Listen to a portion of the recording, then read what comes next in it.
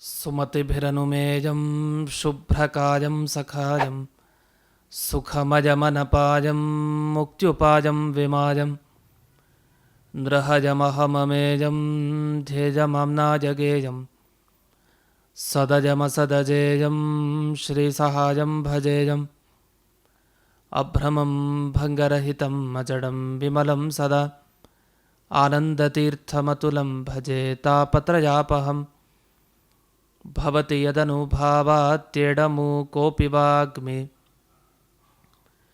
ಜಡಮತಿರಪಿ ಜಂತುರ್ಜಾಯತೆ ಪ್ರಾಜ್ಞಮೌಲಿಃ ಸಕಲವಚನಚೇತೋ ದೇವತಾ ಭಾರತೀ ಸಾ ಮಮ ವಚಸಿ ನಿಧತ್ತಾಂ ಸನ್ನಿಧಿಂ ಮಾನಸೇ ಚ ಮಿಥ್ಯಾಸಿದ್ಧಾಂತದುರ್ಧ್ವಾಂತವಿಧ್ವಂಸನ ವಿಚಕ್ಷಣಃ ಜಯತೀರ್ಥಾಖ್ಯತರಣಿರ್ಭಾಸತಾಂ ನೋ ಹೃದಂಬರೆ ಅರ್ಥಿಕಲ್ಪಿತಕಲ್ಪೋಯಂ ಪ್ರತ್ಯರ್ಥಿಗಜಕೇಸರಿ ವ್ಯಾಸತೀರ್ಥಗುರುರ್ಭೂಜಾದಸ್ಮದಿಷ್ಟಾರ್ಥಸಿದ್ಧಯೇ ಪೂಜ್ಯಾಯ ರಾಘವೇಂದ್ರಾಯ ಸತ್ಯಧರ್ಮರತಾಯ ಚ ಭಜತಾಂ ಕಲ್ಪವೃಕ್ಷಾಯ ನಮತಾಂ ಕಾಮಧೇನವೇ ತಪಸ್ವಾಧ್ಯಾಯ ಶುಶ್ರೂಷಾ ಕೃಷ್ಣಪೂಜಾರತಂ ಮುನಿಂ ವಿಶ್ವೇಶಮಿಷ್ಟದಂ ವಂದೇ ಪರಿಮ್ರಾಟ್ ಚಕ್ರವರ್ತಿನಂ ಶ್ರೀಗುರುಭ್ಯೋ ನಮಃ ಹರಿ ಓಂ. ಇಂದಿನ ಸಂಚಿಕೆಯಲ್ಲಿ ಬಹಳ ಪ್ರಸಿದ್ಧವಾದ ವಾದಿರಾಜರ ಕುರಿತಾದ ಶ್ಲೋಕಗಳನ್ನು ನೋಡ್ತಾ ಇದ್ದೇವೆ. ಈ ಸಂಚಿಕೆಯಲ್ಲಿ ಕೇಳುವಂಥ ಶ್ಲೋಕಗಳು ಪ್ರತಿಯೊಬ್ಬ ವಾದಿರಾಜರ ಭಕ್ತರ ಬಾಯಲ್ಲಿ ಇದ್ದೇ ಇರುತ್ತೆ, ಎಲ್ಲ ಬಾಯಿಪಾಠ ಆಗೇ ಇರುತ್ತೆ ಅಂಥ ಶ್ಲೋಕ ಇದು. ಈ ಶ್ಲೋಕಗಳ ಚಿಂತನೆ ಮಾಡಬೇಕು. ವಿಶೇಷವಾಗಿ ಬಾಯಿಗೆ ಇದೆ ನಮಗೆ ಈ ಶ್ಲೋಕಗಳು.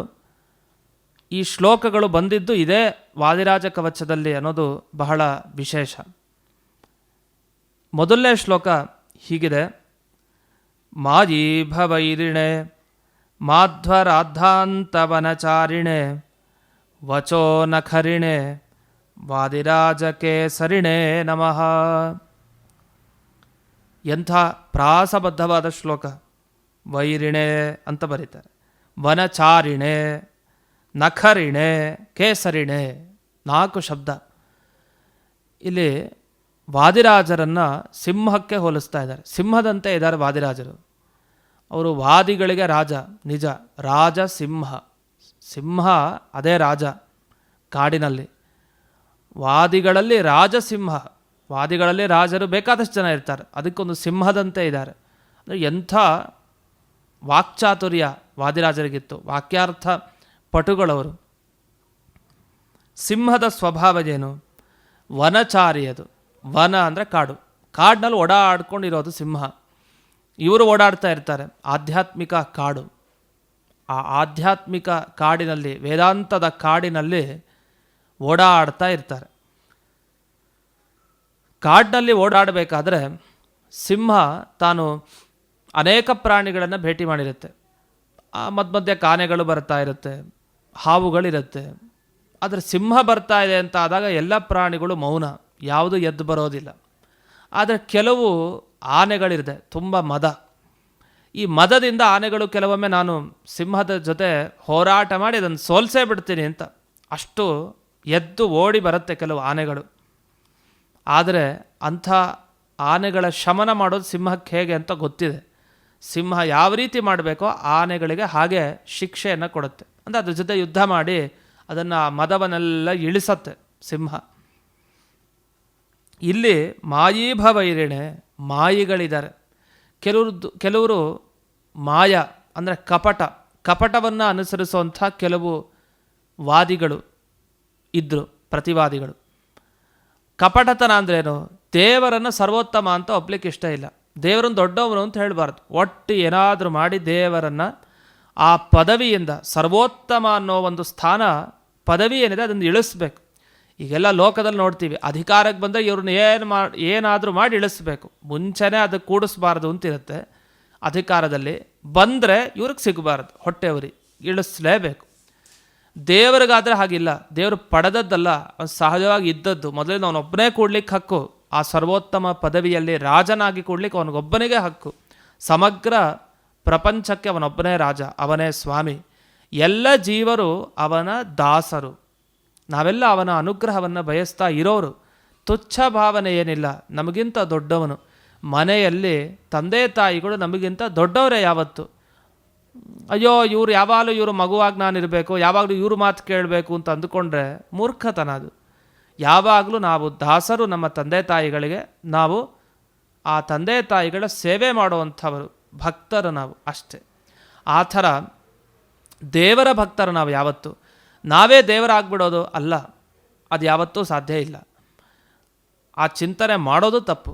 ಈ ಥರ ಕಪಟತನ ಮಾಡುವಂಥ ಮಾಯಾ ಹೊಂದಿರುವಂತಹ ಮಾಯಿಗಳು ಯಾರಿದ್ದಾರೆ ಅಂತಹ ಅವರೇ ಆನೆಗಳಂತೆ, ಮದಿಸಿದ ಆನೆಗಳಂತೆ. ಆ ಆನೆಗಳಿಗೆ ವೈರಿಣೆ, ಶತ್ರು. ಶತ್ರು ಅಂತ ಅರ್ಥ ದ್ವೇಷ ಮಾಡ್ತಾ ಕೂತಿರ್ತಾರೆ ಅಂತ ಅರ್ಥ ಅಲ್ಲ. ಆನೆಗಳು ತಾವೇ ಸಿಂಹದ ಮೇಲೆ ಶತ್ರುತ್ವ ಬೆಳೆಸ್ಕೊಂಡಿರುತ್ತೆ. ಬಂದು ಸುಮ್ಮನೆ ಸಿಂಹದ ಹತ್ರ ನಿಂತರೆ ಸಿಂಹ ಏನು ಮಾಡುತ್ತೆ, ಸರಿಯಾಗಿ ಮಾಡಿ ಕಳಿಸುತ್ತೆ. ಹಾಗೆ ವಾದಿರಾಜರು ತಾವು ಸರ್ವಥಾ ಆ ಸಿಂಹ ಬೇಕಾದ್ರೆ ಆನೆಯನ್ನು ಬಗೆದು ಬಿಡ್ಬೋದು, ಅದನ್ನು ಮುಗಿಸೇ ಬಿಡ್ಬೋದು ಅದರ ಕಥೆಯನ್ನು. ವಾದಿರಾಜರು ಹಾಗಲ್ಲ, ಸಿಂಹದ ಥರ ಈ ರೀತಿ ಮದವನ್ನು ಇಳಿಸ್ತಾರಷ್ಟೇ, ಅವರನ್ನೇ ಮುಕ್ತಾಯ ಮಾಡ್ತಾರೆ, ಮುಗಿಸ್ಬಿಡ್ತಾರೆ ಅಂತ ಅರ್ಥ ಅಲ್ಲ. ಆ ಅನ್ಯತಾ ಭಾವನ ಮಾಡ್ಕೊಳ್ಬಾರ್ದು. ಸದ್ವಾದಿರಾಜಂ ಅಂತ ಹಿಂದೆ ನಾವು ಕೇಳಿದ್ದೀವಿ. ಒಳ್ಳೆಯ ವಾದಿರಾಜರು ಒಂದು ಅಭಿಪ್ರಾಯನು, ಬಹಳ ಸಾತ್ವಿಕ ಮನಸ್ಥಿತಿ, ಸಕಲ ಸದ್ಗುಣಗಳು ಅವರಲ್ಲಿ ತುಂಬಿತ್ತು, ಸಾತ್ವಿಕ ಪರಾಕಾಷ್ಠೆ ಇತ್ತು ವಾದಿರಾಜರಲ್ಲಿ. ಅಂಥವ್ರು ಹೀಗೆ ಒಳ್ಳೆಯ ತತ್ವವನ್ನು ತಿಳಿಸಿಕೊಟ್ಟು ಆ ವಾದಿಗಳಿಗೆ ಆ ವಾದವನ್ನು ಮುಕ್ತಾಯ ಮಾಡೋರು ಅಷ್ಟೇ ಹೊರತು ಅವರು ಅವರನ್ನೇ ಮುಕ್ತಾಯ ಮಾಡಿಬಿಡೋದು ಅಂತ ಅರ್ಥ ಅಲ್ಲ. ಇಂಥ ವಾದಿ ಸಿಂಹರಾದ ವಾದಿರಾಜರು ವಚೋ ನಖರಿಣೆ. ಸಿಂಹ ಏನು ಮಾಡುತ್ತೆ, ಆನೆಯ ಗಂಡಸ್ಥಲಕ್ಕೆ ಎಗರಿ ತನ್ನ ಉಗುರಿನಿಂದ ಸೀಳು ಹಾಕತ್ತೆ. ಆ ಮದಭರಿತವಾದ ಜಲವನ್ನು ಸೂಸ್ತಾ ಇರುತ್ತೆ ಆನೆಗಳು. ಆ ಗಂಡಸ್ಥಳವನ್ನು ಸೀಳು ಹಾಕೋದು ನಖ, ಉಗುರಿನಿಂದ. ವಾದಿರಾಜರು ಕೂಡ ಹಾಗೆ ಈ ಸಿಂಹದ ಹತ್ತಿರ ಉಗುರುಗಳಿತ್ತು, ನಖರ. ಉಗುರುಗಳು ಅಂದರೆ ಏನು, ಈ ಉಗುರಿಂದ ಏನು ಸೀಳೋದು, ಏನು ಪರ್ಚ್ತಾ ಇದ್ದೀರಾ ಹಾಗೆ ಭಾವಿಸೋದಲ್ಲ. ಮಾತೆ ಅದು ಉಗುರಿನಂತೆ, ವಾದಿರಾಜರ ಮಾತು. ವಾಕ್ಯಾರ್ಥ ಬೇರೆ ವಾದಿಗಳ ಜೊತೆಗೆ ಕೂತಾಗ ಆಡುವ ಪ್ರತಿ ಮಾತು ಅವರ ಅಜ್ಞಾನವನ್ನು ಸೀಳಿ ಹಾಕುವಂಥ ಮಾತುಗಳು. ಅಂಥ ಉಗುರಿದು. ವಾದಿಗಳಲ್ಲಿ ಅಜ್ಞಾನ ಇತ್ತು, ಆ ಅಜ್ಞಾನಗಳನ್ನ ಸೀಳಬೇಕಲ್ಲ, ಉಗುರಿನಿಂದ ಸೀಳ್ತಾ ಇದ್ರು ಆ ರೀತಿ. ಅಂಥ ಅಜ್ಞಾನವನ್ನು ಸೀಳಿ ಸುಜ್ಞಾನವನ್ನು ನೀಡಿ ನಿಗ್ರಹವನ್ನು ಮಾಡಿ ತತ್ವವಾದದ ಸ್ಥಾಪನೆಯನ್ನು ಮಧ್ವಾಚಾರ್ಯರ ಸಿದ್ಧಾಂತ ವಿಶೇಷವಾಗಿ ಸ್ಥಾಪನೆ ಮಾಡಿದ ಹೆಗ್ಗಳಿಕೆಯನ್ನು ಪಡೆದವರು ವಾದಿರಾಜರು. ಇಂಥ ವಾದಿರಾಜ ಎಂಬ ಕೇಸರಿಣೆ, ಕೇಸರ ಸಿಂಹವನ್ನು ನಾವು ನೋಡ್ತೀವಿ, ಸುಂದರವಾದ ಕೇಸರ. ಹಾಗೆ ವಾದಿರಾಜರು ಸುಂದರವಾದ ಕೇಸರ ಪಡೆದಿದ್ರು ಅಂದರೆ ಸಕಲ ಸದ್ಗುಣಗಳ ಕೇಸರ ಪಡೆದಿದ್ರು. ಅಷ್ಟು ಅವರ ಮುಖ ಪ್ರಭೆ ನೋಡಿದ್ರೆ ಗೊತ್ತಾಗುತ್ತೆ ಎಷ್ಟು ಸದ್ಗುಣಗಳು ಅಂತ ಅನ್ನಿಸ್ತಾ ಇತ್ತು. ಅಂತೂ ವಾದಿರಾಜರ ಈ ದರ್ಶನವನ್ನು ಮಾಡಿದರೆ ಅವರು ಸಿಂಹದಂತೆ ಕಾಣ್ತಾ ಇದ್ದರು ನಾರಾಯಣಾಚಾರ್ಯರಿಗೆ ಅಥವಾ ನಾರಾಯಣ ಮುನಿಗಳಿಗೆ. ಹೀಗೆ ವಾದಿರಾಜರ ಈ ಸ್ತೋತ್ರವನ್ನು ಮಾಡಿದ್ದಾರೆ ಈ ಶ್ಲೋಕದ ಮುಖಾಂತರ. ಇನ್ನು ಮುಂದೆ ಶ್ಲೋಕ ಇನ್ನೊಂದು, ಇದು ಬಹಳ ಪ್ರಸಿದ್ಧ ಶ್ಲೋಕ. ಕಾಮಧೇನುರ್ ಯಥಾ ಪೂರ್ವಂ ಸರ್ವಾಭೀಷ್ಟ ಫಲಪ್ರದ ತಥಾ ಕಲೌ ವಾದಿರಾಜ ಶ್ರೀಪಾದೋಭೀಷ್ಟದ ಸತಾಂ.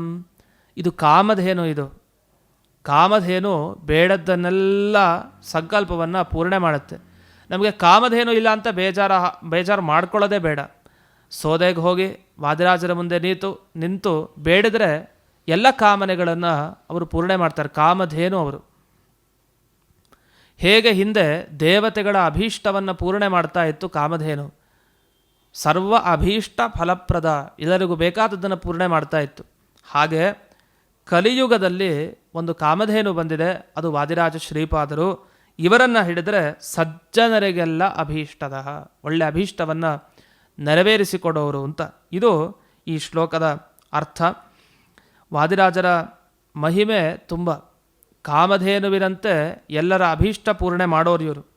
ಅನೇಕ ಸಲ ವಾದವನ್ನು ಮಾಡಿದವರು ಇವರು. ವಾದಿಸಿಂಹ ಯಾಕೆ ಅದು ವಾದಿಸಿಂಹ ಅಂದರೆ ಇನ್ಯಾವುದೋ ವಾದಿಸಿಂಹನ ನೆನಪಿಸ್ಕೊಳ್ಳೋದಲ್ಲ.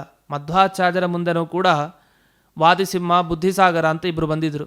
ಹಾಗೂ ಆ ವಾದಿಸಿಂಹನ ನೆನಪಿಸ್ಕೊಳ್ಳಿ, ವಾದಿರಾಜಸಿಂಹ ಇದು. ವಾದಿರಾಜರೆಂಬ ಸಿಂಹ ಎಷ್ಟು ಅಂದರೆ, ಒಮ್ಮೆ ಅವರು ಸಂಚಾರಕ್ಕೆ ಅಂತ ಹೋಗಿರ್ತಾರೆ. ಸಂಚಾರ ಮಾಡ್ತಾ ಅವರು ಹೋಗಿದ್ದು ಎಲ್ಲಿಗೆ ಅಂದರೆ ಸತ್ಯಲೋಕದ ಕಡೆಗೆ ಸಂಚಾರ ಅಂತೆ. ಅವರೇ ತಿಳಿಸ್ತಾರೆ ಮಾತುಗಳನ್ನು. ವಾದಿರಾಜರು ಒಮ್ಮೆ ಈ ಭೂಲೋಕದಿಂದ ಪ್ರಯಾಣ ಮಾಡ್ತಾ ಹೊರಟ್ರಂತೆ. ಹೊರಡುವಾಗ ಮಾರ್ಗದಲ್ಲಿ ಒಬ್ಬ ವೇದದ ಬಗ್ಗೆ ಬಾಯಿಗೆ ಬಂದ ಹಾಗೆ ಮಾತಾಡಲಿಕ್ಕೆ ಶುರು ಮಾಡಿದಂತೆ, ಶಾಸ್ತ್ರದ ಬಗ್ಗೆ. ಆಗ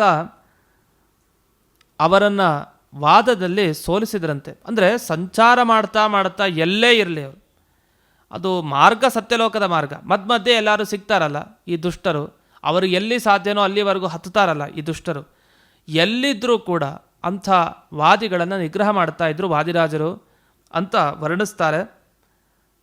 ಮರ್ತ್ಯಲೋಕಂತು ಹಿತ್ವಾಹಂ ಸತ್ಯಲೋಕಮಿತೋಗಮಂ ಶ್ರುತ್ಯಭಾವಂ ಕರ್ತುಕಾಮೋ ದೈತ್ಯ ಕಶ್ಚಿದ್ ಹತೋಮಯ ಅಂತ ಹೇಳ್ತಾರೆ. ಹೀಗೆ ವಾದಿರಾಜರೇ ತಿಳಿಸಿದ ವಿಷಯ. ಹೀಗೆ ವಾದಿಸಿಂಹರಾದ ವಿಷಯವನ್ನು ಅವರೇ ತಾವು ತಿಳಿಸಿದ್ದಾರೆ. ಜೊತೆಗೆ ಇನ್ನೊಂದು ಮಾತು, ವಾದಿರಾಜರ ವಿಶೇಷ ಏನು, ಕಾಮಧೇನು ಯಾಕೆ ಅಂದರೆ ಅವರಿದ್ದರೆ ಎಲ್ಲ ದೇವತೆಗಳು, ಅವರು ಹೊರಟ್ರೆ ಯಾವ ದೇವತೆಗಳು ಇರಲ್ಲ, ದೇವರು ಇರಲ್ಲ, ಅಷ್ಟು ವಿಶೇಷ ಶಕ್ತಿ. ನಮಗೆ ಮುಖ್ಯ ಪ್ರಾಣದೇವರ ಬಗ್ಗೆ ಕೇಳಿರ್ತೀವಿ. ಮುಖ್ಯ ಪ್ರಾಣದೇವರು ತಾವು ದೇಹದ ಒಳಗಡೆ ಇರ್ತಾರೆ. ಇದ್ದಾಗ ಎಲ್ಲ ದೇವತೆಗಳು ಎಚ್ಚರದಿಂದ ಇರ್ತಾರೆ, ಮತ್ತು ದೇವರು ಇರ್ತಾನೆ. ಅದೇ ಮುಖ್ಯ ಪ್ರಾಣದೇವರು ದೇಹದಿಂದ ಹೊರಟ್ರೆ ಆ ದೇಹ ಬಿದ್ದೇ ಹೋಗ್ಬಿಡುತ್ತೆ. ಇದು ಎಲ್ಲರಿಗೂ ಅನುಭವಕ್ಕಿರೋ ವಿಷಯ. ಇದೇ ಥರ ನಮಗೆ ವಾದಿರಾಜರ ಬಗ್ಗೆನೂ ಒಂದು ಮಾತನ್ನು ಕೇಳ್ತೀವಿ. ಒಂದು ಮಾತು ಬಂದಿದೆ ಇಲ್ಲಿ, ವಾದಿರಾಜರು ಹೇಳುವಂಥ ಮಾತು. ಮತ್ಸನ್ನಿಧಾನೇ ಸತಿನಂದನಾಗ್ರ್ಯ ವೃಂದಾವನೆ ಸುಂದರ ಮಂದರಾಭೆ ಕಂದಾಶನೇಂದ್ರೈ ಸಹಚೇಂದ್ರಿಯೇಶೋ ವೀಂದ್ರಾದಿ ದೇವೈರಪಿ ಸನ್ನಿಧತ್ತೆ. ಎಲ್ಲ ದೇವತೆಗಳ ಸನ್ನಿಧಾನ, ಅದು ಪಂಚವೃಂದಾವನ ಏನಿದೆ ತುಂಬ ಪವಿತ್ರ ಸನ್ನಿಧಾನ ಪಂಚವೃಂದಾವನ. ಅಂಥ ಪಂಚವೃಂದಾವನ ಪವಿತ್ರ ಸನ್ನಿಧಾನ ಅಂತ ತಿಳಿಸ್ತಾ ಅಲ್ಲೆಲ್ಲ ದೇವತೆಗಳು ಇರ್ತಾರೆ. ದೇವರ ಸನ್ನಿಧಾನ ವಿಶೇಷವಾಗಿದೆ. ಮಯಿ ಗಚ್ಚತಿ ಸತ್ಪುತ್ರ ದೇವೈ ಸಹ ಮುನೀಶ್ವರೈ ಪರಿಗಚ್ಚತಿ ಸ್ವಚ್ಛಂದೋಪಿ ಅನೇಕಾತ್ಮ ಸುಮೂರ್ತಿಭಿ. ನಾನು ಹೊರಟೆ ಅಂದರೆ ನನ್ನ ಜೊತೆಗೆ ಬಂದುಬಿಡ್ತಾರೆ ಎಲ್ಲ ಅಂತ. ಅಷ್ಟು ಪ್ರೀತಿ ವಾದಿರಾಜರನ್ನು ಕಂಡ್ರೆ ಎಲ್ಲ ದೇವತೆಗಳಿಗೆ, ದೇವರಿಗೆ. ಅವರು ಹೊರಡ್ತಾರೆ ಅಂತಂದರೆ ಎಲ್ಲರೂ ಕೂಡ ಪ್ರಯಾಣವನ್ನು ಮಾಡ್ತಾರೆ. ಇದೆಲ್ಲ ಅನ್ವಯ ವ್ಯತಿರೇಕಾನು ವಿಧಾಯಿತ್ವೇನ ತಸ್ಯಮೆ ಅಂತ ಬಹಳ ಚೆನ್ನಾಗಿ ಹೇಳ್ತಾರೆ. ಶಾಸ್ತ್ರದ ವಿಷಯಗಳನ್ನು ಎಷ್ಟು ಸೊಗಸಾಗಿ ಹೇಳ್ತಾರೆ. ವಾದಿರಾಜರು ಇರೋವರೆಗೂ ಅಲ್ಲೆಲ್ಲ ದೇವತೆಗಳ ಸನ್ನಿಧಾನ, ದೇವರ ಸನ್ನಿಧಾನ. ಅವರು ಹೊರಡ್ತಾರೆ ಅಂದರೆ ಎಲ್ಲ ದೇವತೆಗಳು, ದೇವರು ಕೂಡ ಜೊತೆಗೆ ಹೊರಡ್ತಾರೆ. ಅಂದರೆ ವಾದಿರಾಜರು ಎಂಥ ಮಹಾನುಭಾವರು ಅಂತ ನಾವು ಈ ಭಾಗದಿಂದ ಅರ್ಥೈಸ್ಕೊಳ್ಬೇಕು. ಇದು ಕಸ್ಯ ಚೇದೃಶ ಮಾಹಾತ್ಮ್ಯಂ ಪಶ್ಯಲೋಕೆ ಸುಚಕ್ಷುಷ. ಇಂಥ ಮಹಿಮೆ ಲೋಕದಲ್ಲಿ ಸಿಗತ್ತಾ? ಯಾರೆಲ್ಲಾರು ಕಾಣಲಿಕ್ಕಾಗುತ್ತಾ? ಕಾಣೋದು ಕಷ್ಟ, ಎಲ್ಲೂ ಕಾಣಲ್ಲ ಈ ರೀತಿಯ ಮಹಿಮೆ.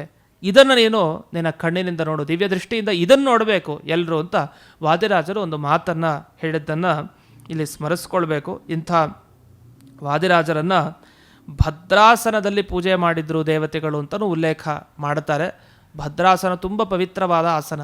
ಆ ಆಸನದಲ್ಲೂ ದೇವಾನುದೇವತೆಗಳಿಂದ ಪೂಜ್ಯರಾದವರು ವಾದಿರಾಜರು. ಹೀಗೆ ದಿವ್ಯಂ ಅಂತ ಒಂದು ಮಾತು ಕೂಡ ವಾದಿರಾಜ ಕವಚದಲ್ಲಿ ಬಂದಿದೆ. ಈ ವಾದಿರಾಜ ಕವಚ ದೇವಲೋಕದಲ್ಲಿ ಮಾನ್ಯವಾದದ್ದಿದು, ದಿವ್ಯ. ಇದು ಬಹಳ ಸಾಮಾನ್ಯವಾದ ಸ್ತೋತ್ರ ಅಂತ ಭಾವಿಸಬಾರದು, ತುಂಬ ಪವಿತ್ರ.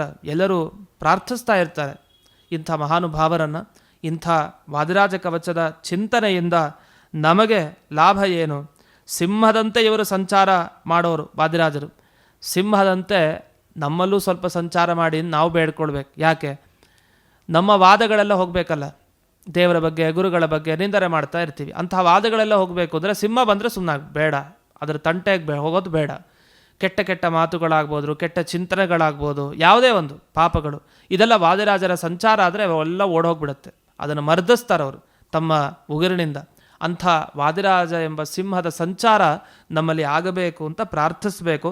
ಇನ್ನು ಕಾಮಧೇನುವಿನಂತೆ ಪೂರ್ಣ ಫಲವನ್ನು ವಾದಿರಾಜರು ಕರುಣಿಸ್ತಾರೆ. ಹಾಗಾಗಿ 2 ಶ್ಲೋಕದ ಪಾರಾಯಣದಿಂದ ನಮ್ಮ ಅನಿಷ್ಟ ಹೋಗುತ್ತೆ, ಇಷ್ಟ ಸಿಗತ್ತೆ. ಒಟ್ಟಿನಲ್ಲಿ ಕಾಮಧೇನು ಫಲ ನೀಡುವಂತೆ ವಾದಿರಾಜರು ಫಲ ನೀಡುತ್ತಾರೆ. ಆದ್ದರಿಂದ ಕಾಮಧೇನುವಿನಂತೆ ಫಲಾಭೀಷ್ಟ ಪ್ರದರು ವಾದಿರಾಜರು ಅನ್ನೋದು ಈ ಶ್ಲೋಕದಿಂದ ಸ್ಫುಟವಾಗಿದೆ. ಇಂಥ ಶ್ಲೋಕದ ಪಾರಾಯಣದಿಂದ ನಾವು ಬೇಡದ್ದನ್ನು ನಾವು ಪಡಿಬೋದು.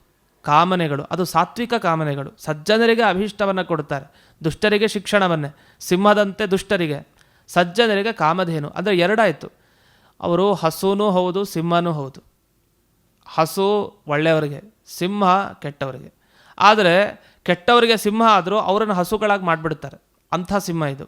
ಅಂಥ ವಾದಿರಾಜ ಎಂಬ ಸಿಂಹದ ಅನುಗ್ರಹ ನಮ್ಮೆಲ್ಲರಿಗೂ ಆಗಲಿ ಅಂತ ಪ್ರಾರ್ಥಿಸ್ತಾ, ಈ ಜ್ಞಾನ ಸಂಚಿಕೆಯ ಪ್ರಾಯೋಜಕತ್ವವನ್ನು ವಹಿಸಿದ ಡಾಕ್ಟರ್ ಸಂಜೀವ್ ಭಾರದ್ವಾಜ್ ಅವರು ಹಾಗೂ ರಾಜಶ್ರೀ ಅವರು ಹಾಗೂ ಸೂರಜ್ ಅವರು, ಇವರೆಲ್ಲರ ಕುಟುಂಬಕ್ಕೆ ವಿಶೇಷವಾಗಿ ಆ ಭಗವಂತನ ವಾದಿರಾಜರ ಅನುಗ್ರಹ ದೊರೆತು ಅವರ ಕಾಮನೆಗಳೆಲ್ಲ ಪೂರ್ಣ ಆಗಲಿ ಅಂತ ಪ್ರಾರ್ಥಿಸ್ತಾ, ಈ ಸಂಚಿಕೆಯನ್ನು ಅಸ್ಮದ್ ಗುರುವಂತರ್ಗತ, ವ್ಯಾಸತೀರ್ಥ ಗುರುವಂತರ್ಗತ, ಭಾರತೀರಮಣ ಮುಖ್ಯ ಪ್ರಾಣಾಂತರ್ಗತ ಶ್ರೀಮನ್ಮೂಲ ಗೋಪಾಲಕೃಷ್ಣನಿಗೆ ಅರ್ಪಣೆ ಮಾಡ್ತಾ ಇದ್ದೇನೆ. ಶ್ರೀಕೃಷ್ಣಾರ್ಪಣಮಸ್ತು.